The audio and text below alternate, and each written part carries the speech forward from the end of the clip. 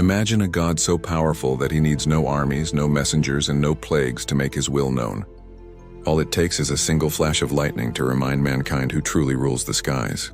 Deep in southeastern Nigeria, people once believed the heavens were alive, breathing, watching, and roaring with divine force. When thunder rolled across the clouds, it wasn't just the weather. It was Amadioha, the fearsome god of thunder and lightning, out speaking his anger.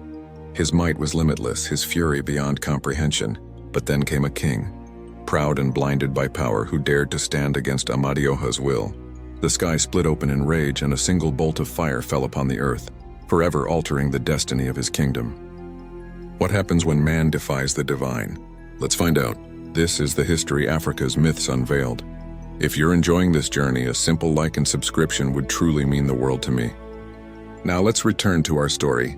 Before we step into the tragic fall of a proud king, we must first understand the essence of Amadioha, the deity whose name resonates through the very soul of the Igbo people, a name that inspires both reverence and fear. Amadioha is not just a god of destruction or chaos. He is far more than that.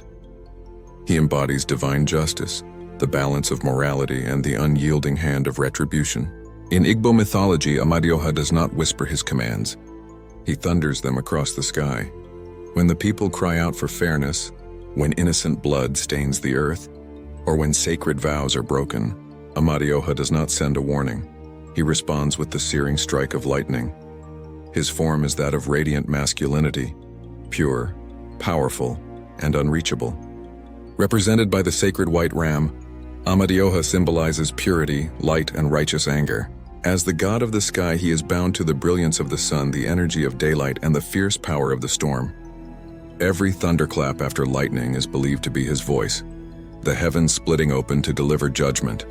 For when lightning strikes, it is never by chance. It is divine justice made visible. It is said that when lightning splits the sky, it isn't random chance. It is Amadioha's judgment, divine retribution unleashed in a single, blinding instant.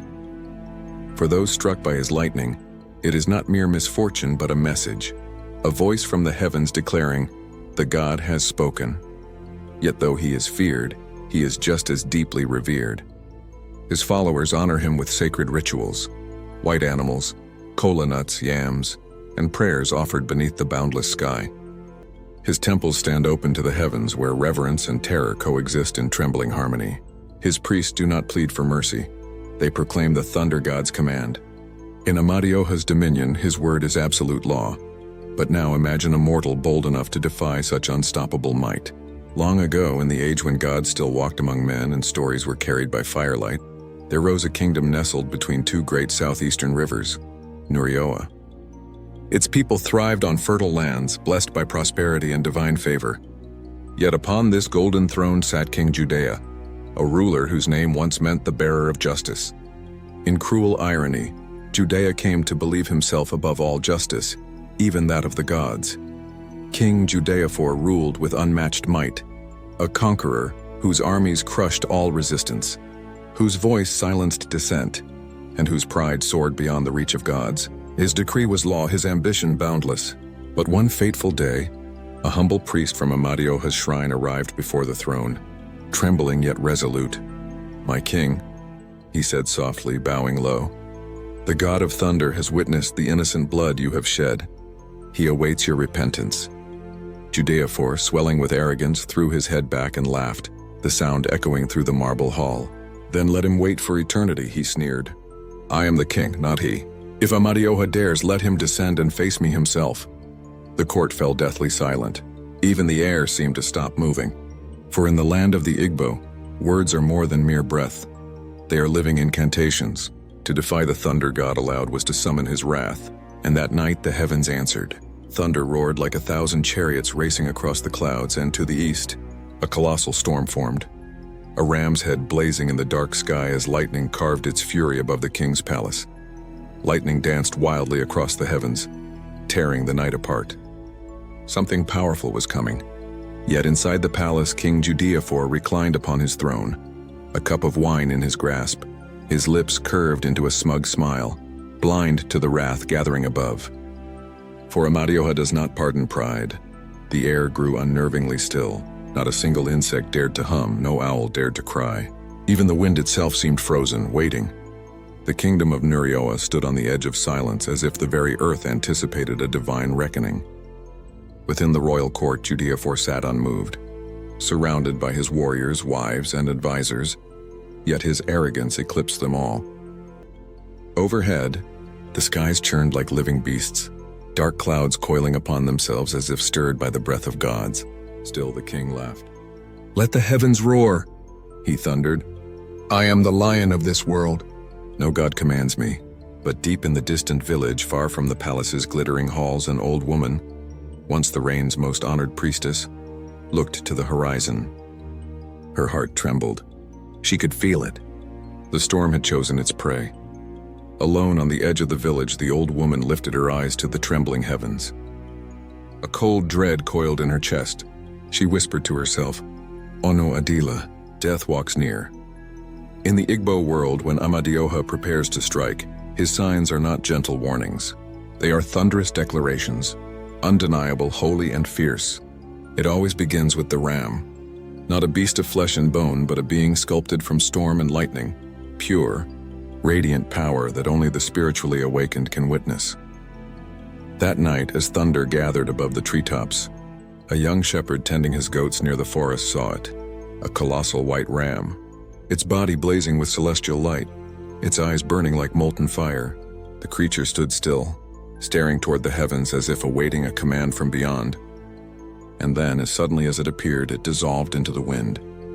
Moments later, the air thickened with an unbearable heat. The night turned heavy and breathless. Flames flickered and died as if strangled by an unseen force.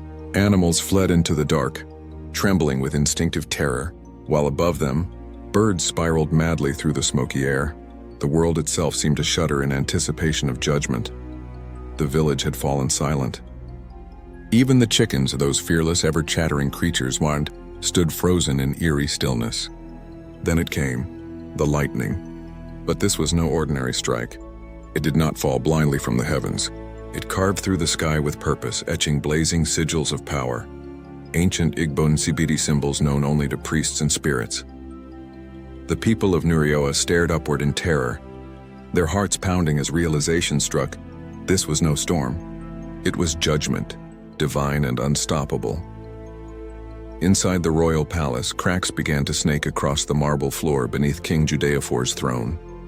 The sound was deep and guttural, as though the earth itself groaned in warning. Desperate to silence the fear rippling through the court, the royal drummers began to play, thunderous beats echoing off the pillars in defiance of the storm. But before their rhythm could rise, the heavens roared back. A single bolt crashed down with such force that it shattered the drums in one instant. Skins torn, wood splintered, the echo of thunder ringing like a celestial war cry. The drummers scattered in panic, their courage turned to dust.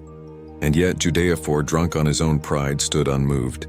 He rose from his throne, stepped onto the palace balcony, and spread his arms wide beneath the raging sky.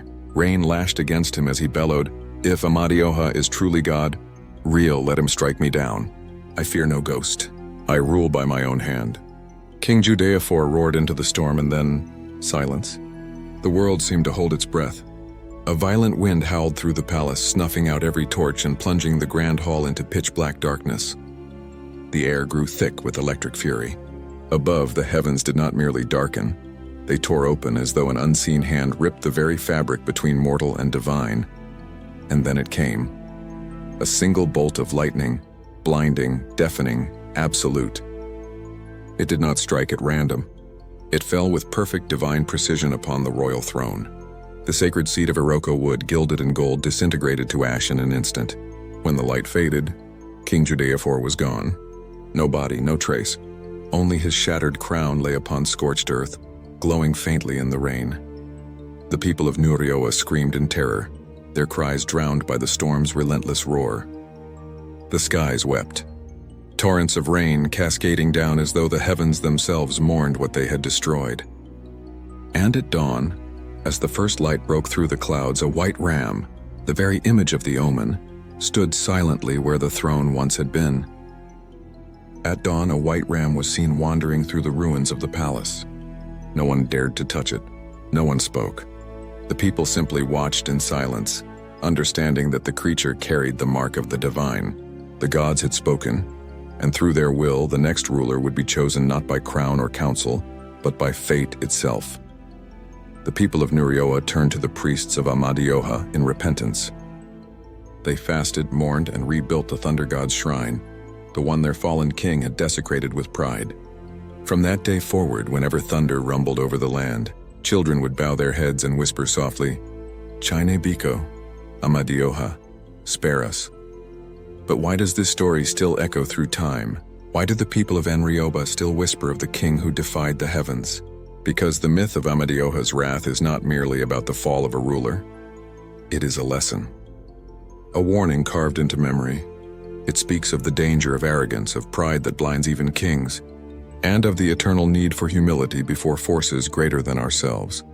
For in Igbo belief, as in many African traditions, the gods are not distant watchers in the sky. They live among the people. They guide, protect, and when balance is broken, they strike to remind humanity that the divine is never far away. The gods do not merely watch the world, and they shape it. And Amadioha, the god of thunder and lightning, stands as the living embodiment of that power. He is the bridge between the mortal and the divine, the enforcer of balance. His wrath is never born of chaos. It is swift, deliberate, and just. When the harmony of the world falters, his thunder restores it. The lesson of this myth is timeless. No mortal, no matter how powerful, stands above divine law. King Judeafor believed his crown made him untouchable, but his pride became his downfall. Amadioha's lightning was not vengeance, and it was balance, divine justice rendered in a single blinding strike.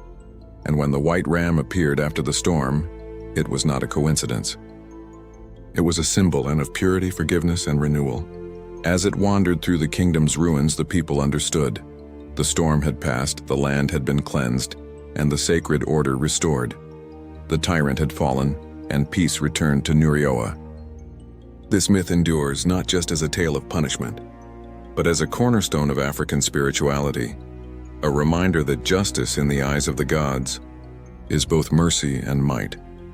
It serves as a timeless reminder that arrogance always invites reckoning, and power without humility cannot endure. Amadioha's thunder doesn't strike out of vengeance, it strikes to restore balance. The tale of King Judea isn't just an ancient legend.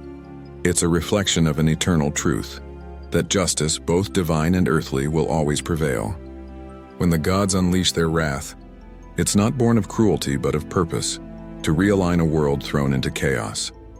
This myth survives because its lesson remains universal. Whenever pride blinds the powerful and silence burdens the innocent, balance must return. Amadioha's bolt reminds all that no throne, no ruler, and no mortal stands above truth and justice. Harmony with the world, and with the divine, is the foundation of true peace. It reminds us that we are not apart from nature, but deeply woven into its rhythm. Every choice we make sends ripples through existence, shaping what comes next. Now that you've witnessed the tale of Amadioha, the thunder god, and the downfall of King Judea, pause and reflect. What truth hides within this myth? What does it reveal about power, humility, and the danger of defying limits? Do these lessons still echo in our world today?